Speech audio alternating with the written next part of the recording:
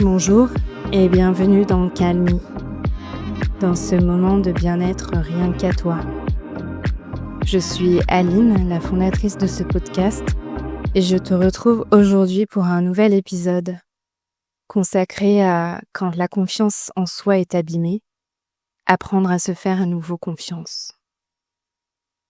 Aujourd'hui, j'aimerais te parler d'un sujet très sensible, mais extrêmement courant après une période de stress, d'anxiété ou d'épuisement. C'est la confiance en soi. Peut-être que tu te reconnais dans cette sensation de doute permanent, cette impression de ne plus savoir si tu es capable, de ne plus te reconnaître complètement. Si c'est ton cas, j'aimerais te dire une chose dès le départ. Ta confiance n'a pas disparu. Elle est simplement fragilisée. Alors tu vas me demander, mais comment le stress abîme la confiance en soi ? Eh bien en fait, quand on traverse une période difficile, on peut commencer à douter de tout, de ses capacités, de ses décisions, de son ressenti. Le stress prolongé fatigue le mental, et un mental fatigué, il remet tout en question. Petit à petit, la voix intérieure devient plus critique, plus dure. Et souvent, on confond fatigue et incompétence. Mais alors, quels sont les signes d'une confiance fragilisée ? Eh bien, tu peux les reconnaître si tu hésites beaucoup avant de prendre une décision, si tu as peur de te tromper, si tu te compares constamment, si tu te dévalorises intérieurement, ou encore si tu cherches souvent une validation extérieure. Ce ne sont pas des défauts, ce sont des mécanismes de protection.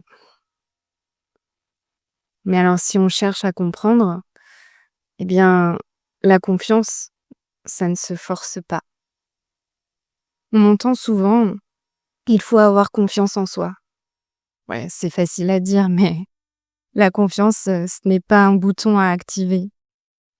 Elle se construit ou se reconstruit dans des conditions de sécurité. Quand tu es épuisé, te demander d'être confiante revient à te demander de courir avec une jambe fatiguée. Reconstruire la confiance, eh bien, ça se fait en douceur, sans pression. Alors, je vais te partager 4 pistes que j'ai identifiées moi-même après mon burn-out. La première, c'est te faire confiance sur des petites choses, pas sur des décisions énormes. Dans un premier temps, fais-toi confiance sur des petits choix du quotidien. Tu verras, chaque petit pas, chaque petit élément et chaque petit choix que tu auras fait t'aideront à gagner de la confiance sur des décisions de plus en plus importantes par la suite.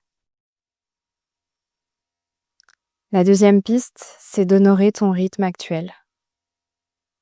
Arrête de te comparer à ton passé, ou encore pire, de te comparer aux autres. On le sait, les réseaux sociaux, en fait, c'est ce qui nous tue.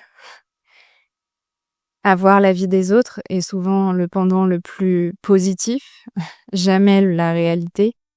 Eh bien, ça fausse la perception que tu as des autres, de toi-même. Alors arrête de te comparer. La troisième piste, c'est de changer ton dialogue intérieur.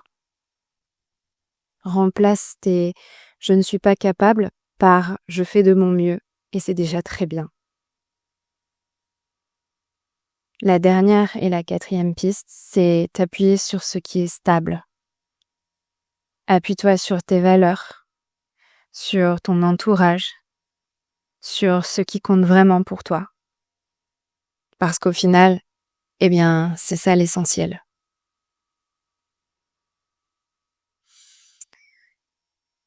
Reconstruire la confiance, ça peut être difficile de le faire seul. Être soutenu, entendu, rassuré, ça peut t'aider à retrouver une base intérieure solide. Demander de l'aide, ce n'est pas un manque de confiance, c'est un acte de confiance envers la vie. Alors, si vraiment tu sens que tu as besoin d'être accompagné, eh bien fais-le.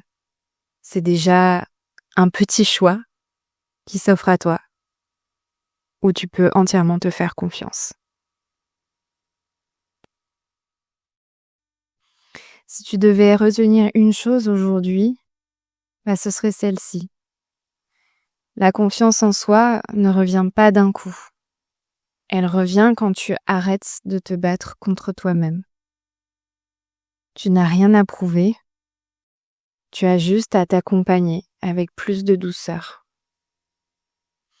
Et si tu veux t'accompagner justement vers des moments de bien-être, des moments rien qu'à toi, pour souffler, pour ralentir, eh bien je t'invite à suivre mes vidéos de méditation guidée ou les exercices de relaxation et de respiration que je te propose sur Calmy. Merci d'avoir été là pour cet épisode. Je te dis à bientôt et d'ici là, prends bien soin de toi.